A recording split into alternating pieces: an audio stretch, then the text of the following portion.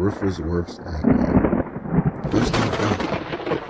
Oh, hey, what's up, YouTube family? This video had me going back to when I was doing a lot of roofing back in the days, and rain, just thinking about rain and roofing. Rain is a roofer's worst nightmare, especially when you have a lot of jobs that's open. You want the rain to come because it brings you money, but then when you have jobs open, it's like you rushing around. Oh, your brain is everywhere. So anyways, woman's home damaged after her roof was left open. Oh my God. I'm telling you, y'all, I did the roofing business my whole life.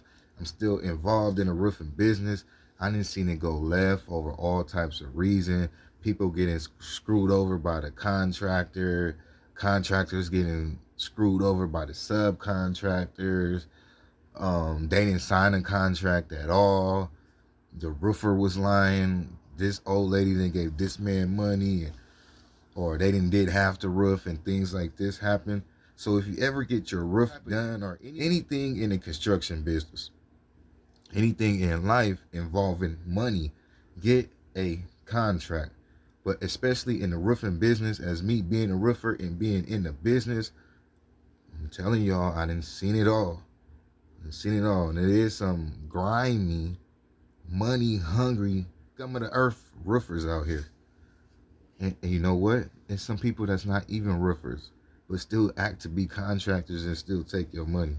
I don't know what's going on here, but you know, besides her roof was left open. You pay thousands to get your roof redone. You expect the workers to protect your home from Mother Nature throughout the project. But that wasn't the case for a Grand Rapids woman whose home was left exposed during the downpours that we had a couple of weeks ago. And Target 8 investigator Susan Samples reports the homeowner returned from vacation to find the inside of her house drenched, even dripping. Susan. The homeowner was getting her roof redone because a tree had fallen on her house, but the watery mess that resulted from the roof job was definitely a man-made disaster. Another unusual twist to this case, the source of the tip to Target 8. This was all saturated when I came in. Like when I came home, you could hear the squish squish as I was walking on it. You know, everything was soaked. Drenched carpet, water-stained wood and walls, bubbled ceiling, or just busted all. Hey, you see why we superheroes, you guys? We save people's homes. The roof protects your home. My head is the inside of your house. Just say this is the carpet, drywall, whatever the case may be. This is the roof. This stops the water from coming in and damaging everything. Our whole damn house is messed up. Janaea Whitford returned from a few days away late last month to find the workers replacing her roof had failed to secure it before those torrential rains. And then I got so much stuff going on. I mean, I just lost my dad a couple months ago. Go back to that picture right there, you guys. Okay, right here. If this is how the roof was left, which I'm pretty sure it is because they showing the picture, nothing but leaks. And all the roofers know if rain, because the rain is going to go to the back of that shingle right there, and all them nail holes, water leaks.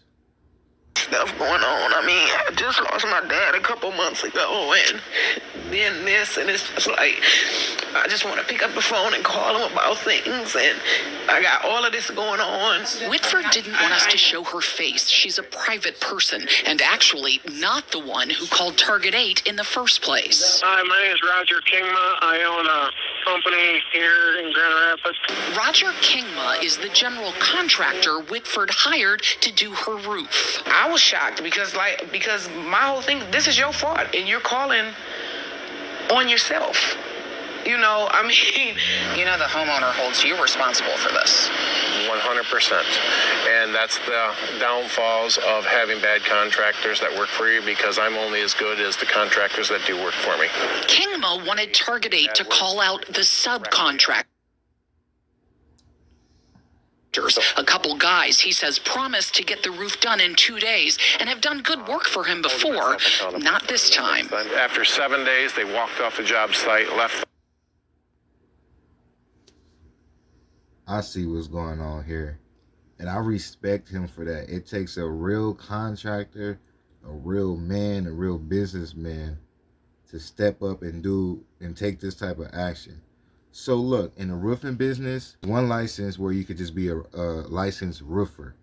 But if you're a contractor, that means you could build a structure from the ground up. You could cover electricity, you could cover the plumbing, you can cover the roofing, but you don't usually do it yourself. So what is called is subcontracting. So the main contractor would sub it out to say he's building the building, right? You got the person is gonna hire the main contractor for the most part. Then the main contractor hires other people off of his license, or even some. Usually, the subcontractor is supposed to be licensed too, but sometimes the contractor will put the other people under his license if they're not licensed to save on money at the end of the day. And usually that's how the business goes. A man's word for a man's word. So in this case, it was his job as a contractor. He might not even be a roofer. He might have been a framer and a person that does cement, and, but he could still cover roofing. So since he doesn't know roofing, he will hire a subcontractor, and now it's up to the subcontractors to finish the job, which he could still do a contract with the subcontractors. You guys get what I'm saying? Did not cover it. But Kingma failed to cover himself because he paid the roofers cash and didn't get a signed contract, making whatever went wrong here, he said, she said.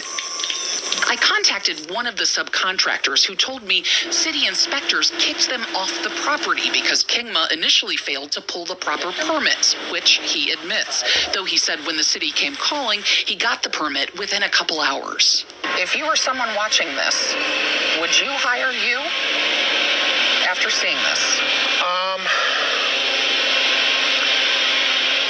Personally, I would, because you can count on me to stand behind my... Okay. Now let's go back to what I said before.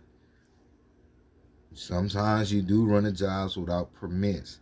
But as a contractor, man, look, you have to make sure if you run this job without a permit, if you subbing it out, that it's all A1 to go. If you're running a job without a permit, it better be a simple job. Like a house like this is simple. And do it over the weekend, man. So the city won't see you, and then they can't come shut you down. But this is a freak accident, because he did mess up by not getting a permit. So if they did come and shut these boys down, we gonna go home. We not finna sit around and wait on you because you didn't want to get a permit. When I used to labor work and things like this would take out of here, hey bro, call me when I got other money to make, and if I go start this other job, this job gonna have to wait. And I don't think he wouldn't have got the permit within an hour, because it still takes time, because he might have reacted off. Of course, this woman's house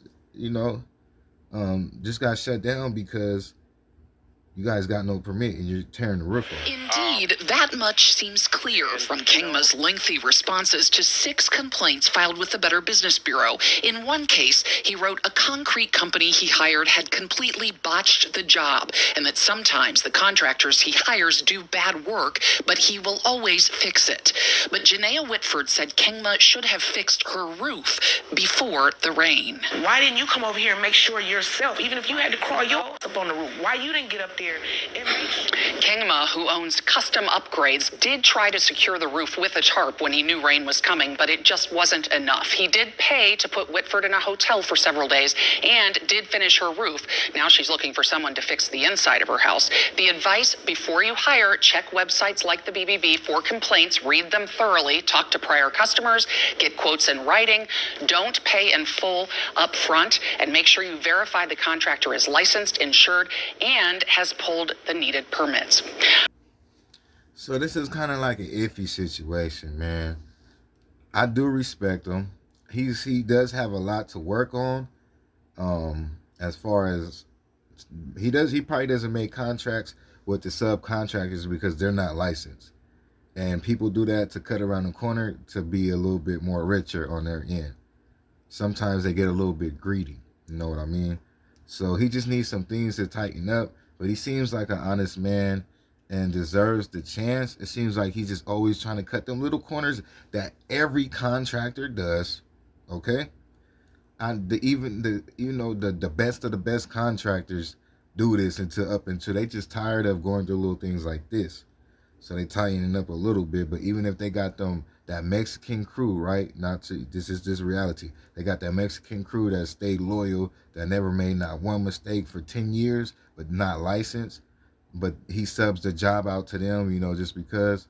It goes like that sometimes, which is still somewhat legal. You're supposed to have workers' comp. So actually, it's not really that legal. So if you're gonna get a construction business, man, don't cut no corners.